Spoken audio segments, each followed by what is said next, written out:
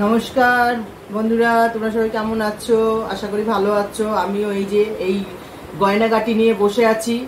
ভীষণ গরম। কালকে মানে সারাদিন গরমে ছিলাম, খুব শরীর খারাপ লাগছিল। আর আজকে আমার মেয়ে একটা জিনিস বানিয়েছে, দেখো, বেসন দিয়ে, হলুদ দিয়ে আর কাঁচা দুধ দিয়ে। ঠান্ডা লাগবে এটা দিলে, বেশ গরমে। তাই হ্যাঁ, ফেস প্যাক আর দিলে কালকে সারাটা দিন ওই যে রোদ্দুরেও ঘুরেছো, যার জন্য ট্যানটাও পড়ে গেছে মুখে। খুবই সারা দিনটাই গিয়েছে আমাদের রোদ্দুরে। তাই মেয়ে বললো কি, মা এগুলো বানাই, তুমি একটুখানি মেখে করো। আমি ভালো, ওরও কেন আমাদের সঙ্গে সঙ্গে ও থেকেছে, ও সারাক্ষণ ছিল। যাই হোক, আর আজকে দেখো রান্না করব কি, ডাল হয়ে গেছে, ভাত এখনো হয়নি। এখানে আলু ভাজা কেটেছি আর এই যে পেঁয়াজ আর লঙ্কা। আলু ভাজাটা করবো আর পেঁয়াজ লঙ্কা উপরে ছড়িয়ে দেবো। আর এইদিকে পেঁয়াজও কেটে নিয়েছি, গোটা পেঁয়াজ, লেবু, এই দিয়ে ডাল দিয়ে আর ডিম সেদ্ধ বা মামলেট করবো, এই দিয়ে খাওয়া হবে আজকে। আর আমি ওই যে এক্ষুনি স্নান করে আসলাম, এই ফেস প্যাকটা মেখেছিলাম, শুকিয়ে গেল, 15-20 মিনিট রাখলাম, তারপরে স্নানটা করে আসলাম একটু রিফ্রেশমেন্ট আনার জন্য। তো যাই হোক, দেখি কোনো রিফ্রেশমেন্ট হয় নাকি। আর আজকে তো খবরে সকালে দেখলাম আজকে নাকি বিকেলে বৃষ্টি হওয়ার সম্ভাবনা আছে। রোজই বলে এরকম খবরে, জানি না আসলে বৃষ্টি হবে কি হবে না, দেখা যাক কি হয় না হয়। আমরা তো তাকিয়ে আছি চাতক পাখির মতো। আর বৃষ্টিটা হলে 2-3 ঘন্টা একদম ঝাঁপিয়ে বৃষ্টি হবে, না হলে কিন্তু আরো মানুষ মানে মরে যাবে কেন কষ্টে।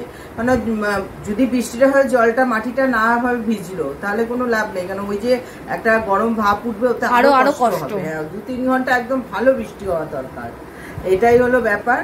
এখন কি হবে। আর আমাদের তার মধ্যে সকাল থেকে 10 বার কারেন্ট যাচ্ছে, একবার যাচ্ছে তো যাচ্ছেই, একদম ভগবানের নামে চলে যাচ্ছে, একদম 1 ঘন্টা পর আসছে, কখনো ঠিক করতে আসছে, আবার কারেন্ট অফ করে কাজ করছে, ওরাই জানে কি হচ্ছে। আসলে তা না, লোড নিতে পারছে না, কারণ এখন সব ঘরে ঘরে এসি হয়ে গেছে, সবাই এসি চালাচ্ছে। আর আমরা এই মরছি, মধ্যবিত্ত ঘরের লোকরা মরে যাচ্ছি পাখা নিচে বসে, কিছু করে। সকালবেলা চান হয়ে গেছে অলরেডি, আবার করবো, 3-4 শুধু চানে করে যাচ্ছি। জলও তো সেরকম জোর নেই না জলে।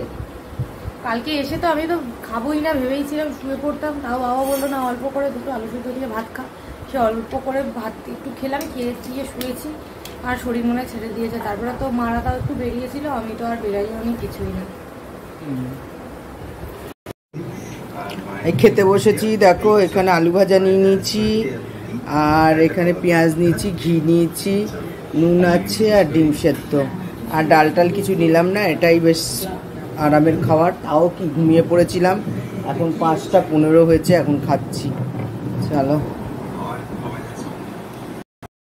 এই যে বাড়িতে কোল্ড কফি বানালাম, গরমের মধ্যে কি করব, তাই জন্য বানালাম। আর এই যে বোন হচ্ছে পরে ডিজাইনটা করেছে, এই যে পুরো ঘেমে স্নান করে বসে আছে। ডিজাইন সেরকম ভাবে ভালো হয়নি, বাট ঠিক আছে, নো প্রবলেম, তবুও খুব ভালো হয়েছে। এটা তাও যাও বোঝা যাচ্ছে ভালো হয়েছে। চলো ঝটপট করে খেয়ে নিই আমরা। বাবারটা রেখেতে তুলে। এই যে আমার মেয়ে বানিয়েছে, মানে দেখো কি সুন্দর বানিয়েছে, খুব সুন্দর কোল্ড কফি বানিয়েছে।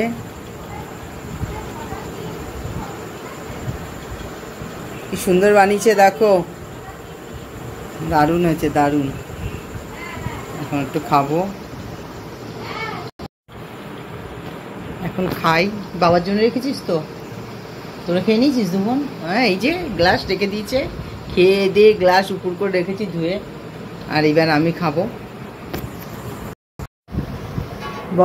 গরমের খাওয়া হয়ে গেলো। বড় মেয়ে একটা তরকারি করলো, করে টোরে নিয়ে গরম গরম বললো মা খেয়ে নাও, ও খেয়ে উঠলো। এবার ছোটো মেয়ে এখনও খায়নি। আর আমার বর এসে এখন আবার গাড়ি নিয়ে বেরিয়েছিল, এসে স্নান টান করলো, করে এবার খেতে বসে যাবো। আর রাত করবো না কি, 12টা 25 হয়ে গেছে। যাই হোক, আমার ব্লগটা এখানেই শেষ করলাম। যদি কিছু ভালো লাগে একটা লাইক করো, কমেন্ট করো, শেয়ার করে দিও, সাবস্ক্রাইব করে দিও। আর সবাই ভালো থাকো, সুস্থ থাকো। Tata, good night.